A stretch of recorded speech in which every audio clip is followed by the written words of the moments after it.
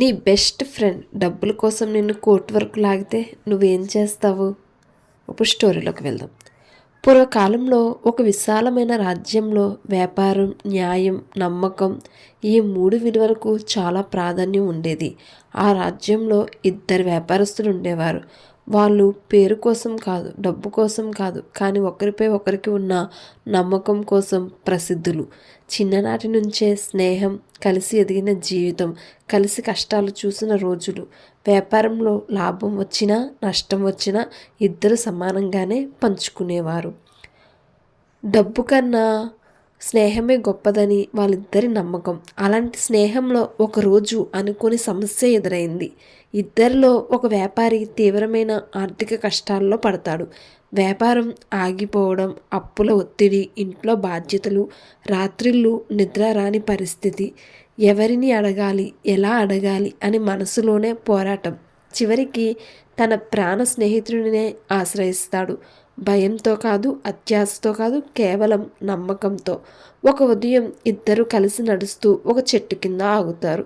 అక్కడే ఆ వ్యాపారి మెల్లగా అంటాడు, స్నేహితుడా, నాకు కొంత డబ్బు అవసరం, కొద్ది రోజులు మాత్రమే, తప్పకుండా తిరిగి ఇస్తాను. ఆ మాటలు విన్న వెంటనే రెండో వ్యాపారి ఏమాత్రం ఆలస్యం చేయడు.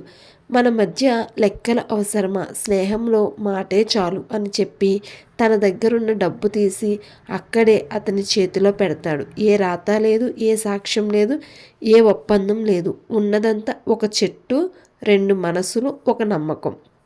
రోజులు గడిచాయి. డబ్బు తీసుకున్న వ్యాపారి మళ్ళీ వ్యాపారంలో నిలదొక్కున్నాడు. లాభాలు వచ్చాయి, గౌరవం పెరిగింది.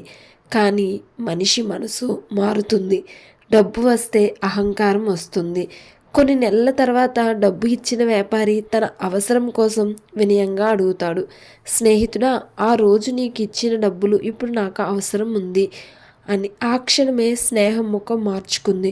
నువ్వు నాకు డబ్బులు ఇచ్చావా? నువ్వు నాకు ఏమీ ఇవ్వలేదు, నేను నీకు రుణపడి లేను అని అంటాడు. ఈ మాటలు విన్న వ్యక్తి గుండె చీలిపోతుంది. అబద్ధం తన ముందు నిలబడి నిజాన్ని త్రోసేస్తుంది. ఎలా నిరూపించాలి, ఎవరికి చెప్పాలి? రాత లేదు, సాక్షులు లేరు. చివరికి ఇద్దరూ కలిసి రాజు దగ్గరికి వెళ్తారు. రాజ్యసభ నిండా మంత్రులు, ప్రజలు, న్యాయాధికారులు. డబ్బు ఇచ్చిన వ్యాపారి వేదనతో తన కథ చెప్తాడు. డబ్బు తీసుకున్న వ్యాపారి ధైర్యంగా అబద్ధం చెప్తాడు. రాజు మౌనంగా వింటాడు. అప్పుడు రాజు ఒక విచిత్రమైన ఆదేశం ఇస్తాడు.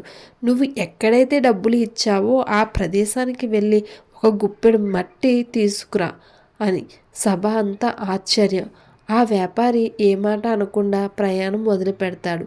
అతను వెళ్ళిన తర్వాత రాజు రెండో వ్యాపారిని అడుగుతాడు, అతను ఇప్పటికీ అక్కడ చేరుకొని ఉండుంటాడా అని. రెండో వ్యాపారి తడబడకుండా అంటాడు, లేదు ప్రభు, అది చాలా దూరం, ఇంకా చాలా సమయం పడుతుంది అని. అంతే. రాజు నవ్వుతూ చెప్తాడు, ఇదే సాక్ష్యం. అందరూ గందరగోళంలో పడతారు. రాజు వివరిస్తాడు, ఎక్కడ డబ్బులు ఇవ్వకపోతే ఆ ప్రదేశం ఎంత దూరమో ఇతనికి ఎలా తెలుసు? అతను అక్కడ ఉన్నాడు కాబట్టే దూరం తెలుసు. అబద్ధం కూలిపోతుంది. డబ్బు తీసుకున్న వ్యాపారి తలదించుకొని క్షమాపణ కోరుతాడు. రాజు ఆదేశంతో డబ్బులు తిరిగి చెల్లించబడతాయి.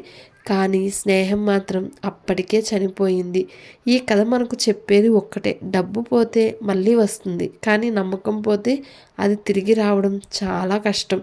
నిజం ఆలస్యం కావచ్చు, కానీ ఎప్పటికైనా గెలుస్తుంది.